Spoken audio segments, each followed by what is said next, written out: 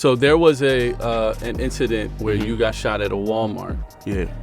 How did that impact your relationship with your daughters? So the first thing I did is just let them know I was okay. What type of conversations are you having or have you had with your daughters around dating and things like that? Any Cowboy fan is a big red flag for me, bro. Definitely, man. What are you doing rooting for the Cowboys? Like, what I'm insane. saying? She can never bring one of them home. My I'm God. going to be at the door with a shotgun. Right, we For on sure. the same page. I love that. I feel bad for taking the car from her, but it was about like being truthful and just, you know what I mean, and just doing what I asked you to do. Right. You know what she said though? What she said? She was like, he mad at me, but he was like, when he was my age, he was selling crack. Oh my God.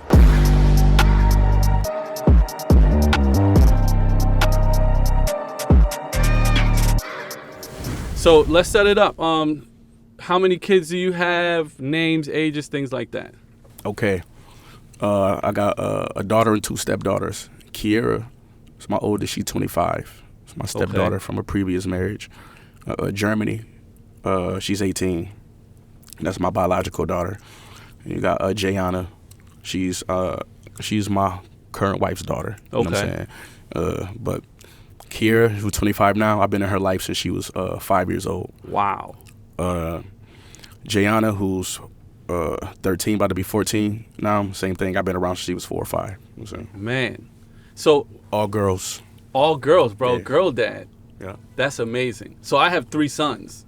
Damn. Yeah. And my oldest son is from my wife's son from a previous relationship as well. And I find that to be like a tricky dynamic to navigate. You know, some guys have trouble, you know, stepping into that role for one reason or another. So what was it like for you stepping into that role?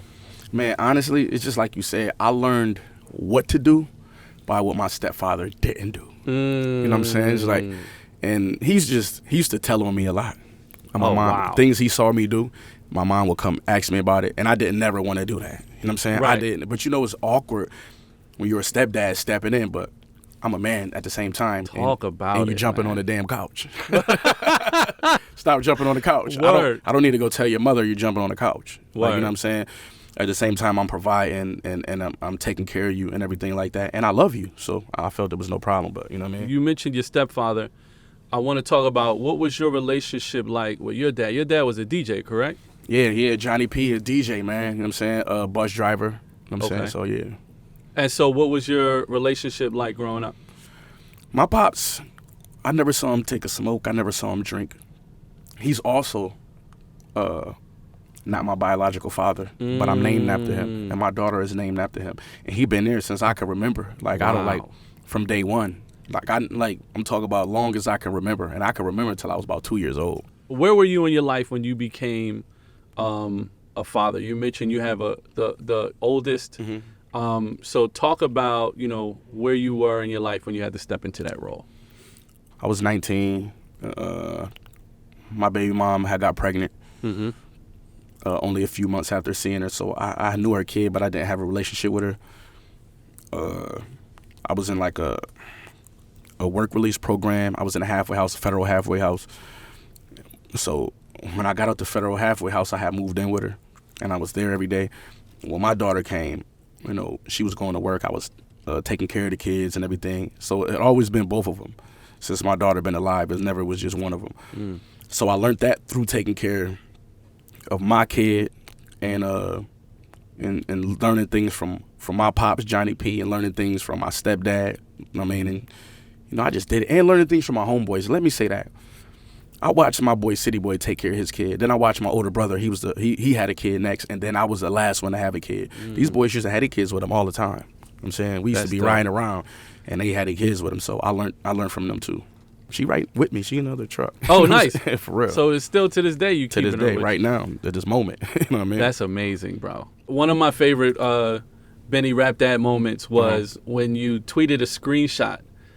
This was maybe 5 or so years ago of your daughter. She was sharing with you her beauty routine schedule and her expenses. Right. And then you captioned the tweet with, my 13-year-old thinks she's the boss of me. Right. Like, talk about, like, you know, the bond that you have with your daughters and how you establish that bond.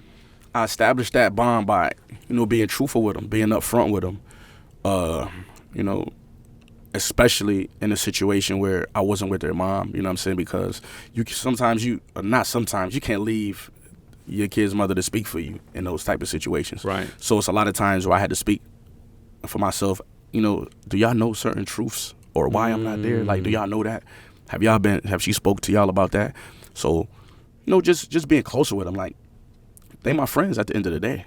They grown, you know what I'm saying? They 18 to 25. Right. Shorty about to be 14. So you got to be upfront with your kids, you know what I'm saying? They gotta know you in and out, just like you know them, you know what I'm saying? They understand things more, so definitely, man. I was always like a transparent parent, you know what I'm saying? No pun intended. Facts. Another dope rap dad moment for you was Hustler's Wife. And on the hook, you said, "Don't let my daughter be a hustler's wife." What type of conversations are you having or have you had with your daughters around dating and things like that? Man, I just tell them, if y'all interested in a guy and you're going to be spending time around him, bring him to me. Let me meet him. Off the bat. Right. Off the bat, within the first few weeks. If you feel like if you hang out with this guy once or twice, before the third time, bring him around so I can vet him. So I can see who his favorite football team, how he dressed. Right. You know what I'm saying? Like, his vernacular, you know what I'm saying? I want to know those things because I got input. You know what I'm saying? It might be good, might be bad, but it's going to be key. You're going to need this information whether you like it or not. You know what I'm saying? So that's what I tell them. And it's a respect thing too. If you're dating someone's daughter and you meet them, you look at them in the eye, you're going to have a certain respect for them when you're not in the room. You know what I'm saying? For your daughter, you know what I'm saying? Absolutely, so, bro. I tell them, nah, man, y'all got to bring those guys around me. I mean, no, I love that. There's so many gems in there, but I can't let this one slip away. What their favorite football team is, because I feel like, and maybe you might feel different, but I feel like any Cowboy fan is a big red flag for me, bro. Definitely, man. What are you doing rooting for the Cowboys? Like what especially if you're not from Dallas. Talk about it. Those if you are don't the worst have ones. Come on, bro. Those if you are ain't the worst never been to ones. Texas, there's people in Buffalo who root for Dallas. That's insane. After them 2 Super Bowls we lost back to back. Insane, bro. That's crazy. You know what I'm Insane. saying? She can never bring one of them home. My God. I'm gonna be at the door with a shotgun. Right, we on the same page. I love that.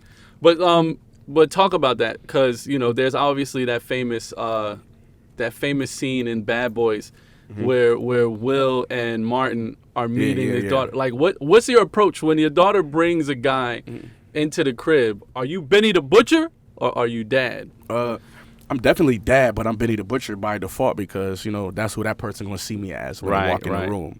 You know what I mean? And Benny the Butcher is dad. So, you know, I'm being regular. I'm not being too aggressive or nothing like that. You know what I mean? I ain't on that. I'm just filling the person out. You know what I'm saying? I can't speak for, just like Bad Boys, I can't speak for none of the homies if anybody, you know what I'm saying, else in the building. I can't speak for their vetting process. Right. You got to go through theirs too, because that's their niece, that's their, you know what I'm saying, cousin, whatever.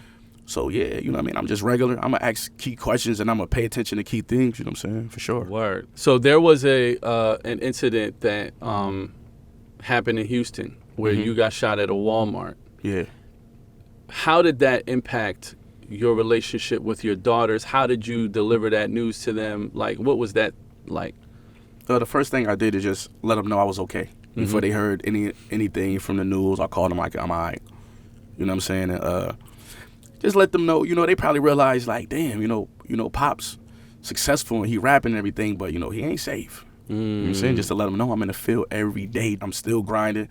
Just because we making a lot of money don't mean we put up. You know what I mean? We ain't at that point yet. You know what I'm saying? We running around grinding, but it's definitely a situation that I could have kept myself out of, and I have been lately.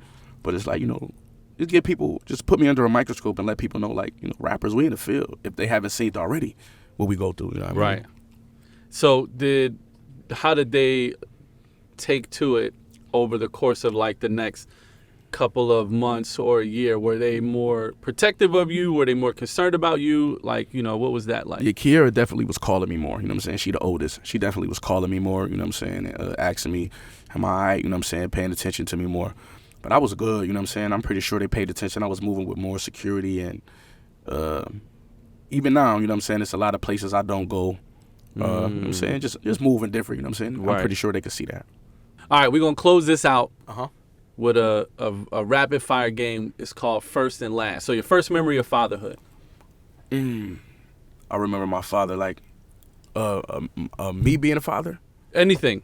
fatherhood in general. I remember my father picking me up and throwing me up in the sky. You know what I'm saying?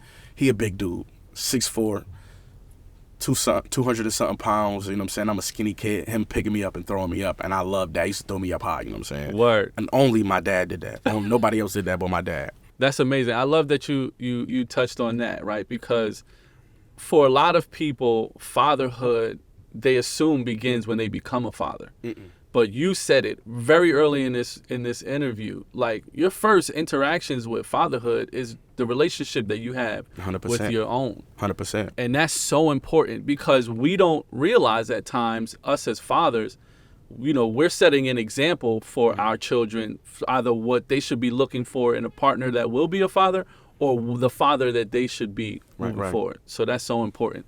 The last time you had to discipline your child, and why?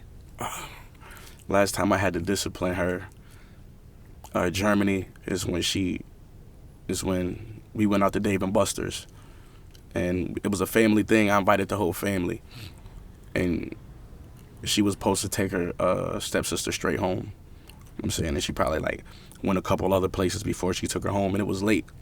You know what I'm saying? So she kind of wasn't truthful about it. So I had to take the car from her. Okay. I take the car from her, and I feel bad for taking the car from her, but it was about being truthful and just, you know what I mean, and just doing what I asked you to do. Right. You know what she said though? What'd she say? She didn't say this to me.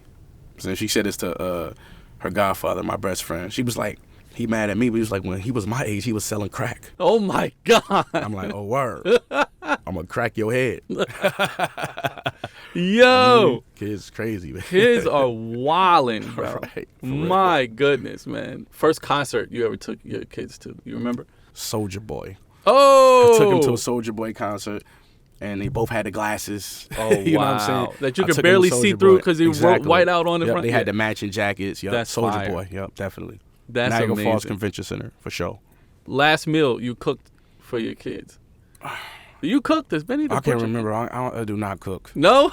I do not cook. I can't remember if I'm pretty sure I did. Maybe way back when they was eating breakfast. Right. When I'm whipping up breakfast, but I don't remember cooking. That's not my thing. That's the staple dad meal. That's the meal of the breakfast. Yep. That's Oatmeal. You know oatmeal. Dad right. oatmeal. Come on.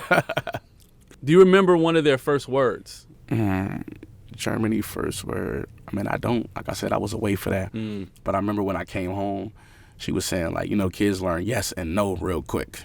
Immediately. Come on, let me put you that no. Like, what are you talking about? Right. It's funny. I think that's the most popular first word is no. Because they hear that shit more than anything Exactly. else. Last time you had to apologize to one of your kids? After I took the car. Wait a minute. Why'd you apologize? I don't know. I'm a sucker. Yo, that's some dad girl. That's some girl dad stuff, right? No, you know. I feel like I yelled at her. Okay. I yelled at her. I know when my dad used to yell at me. I was selling crack cocaine. I used to have a pistol and everything. But when this man yelled at me, I cried. Wow. Still, you know what I'm saying? Still. And then she cried, and it reminded me of me. You know what I'm saying? I had to let her know, like, man, it ain't that serious. My dog, we good. He was just wilding. You know what I'm saying? Let her know that. Yo, I love that, man. I love that because what a great example of a man you're showing them. Because, men, when you mess up, you have to, if you're a man, you apologize. You have to. You know what I'm saying? Exactly. You That's have to. what's up. All right, Benny, man. Thanks so much, man. Yes, sir. Really appreciate you. You're officially a rap dad. Yes, sir, man. Good luck with them 3 boys, man. Hey, man. The house is loud over there. It's loud, and it's never any food, bro. Exactly. Ever any food, bro. Right. Thank you, man. Appreciate it. Yes, sir. Appreciate it.